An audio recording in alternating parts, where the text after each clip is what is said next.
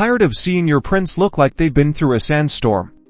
Let's fix that by refilling the ink on your Epson L5290. First, locate the ink tank unit on the right side of your Epson L5290 printer. Gently open the ink tank unit cover. You'll see 4 ink tanks, each labeled with its corresponding color: black, cyan, magenta, and yellow. Identify which tanks need refilling by looking at the ink levels through the transparent tanks. Now, grab the correct Epson ink bottle for the color you need to refill. For example, if the black ink is low, get your Epson black ink bottle. Carefully open the ink bottle. You might need to twist off the cap or remove a seal, depending on the bottle type. Insert the nozzle of the ink bottle into the corresponding ink tank port. The port is designed to prevent accidental mixing of colors, so it will only fit the correct bottle. Gently squeeze the ink bottle to refill the tank. Keep an eye on the ink level through the transparent tank.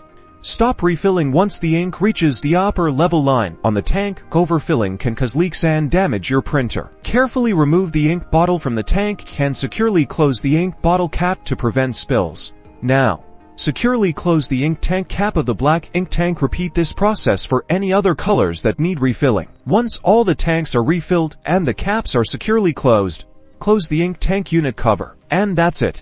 You've successfully refilled the ink on your Epson L5290. Now you can enjoy vibrant, high-quality prints without breaking the bank. Happy printing!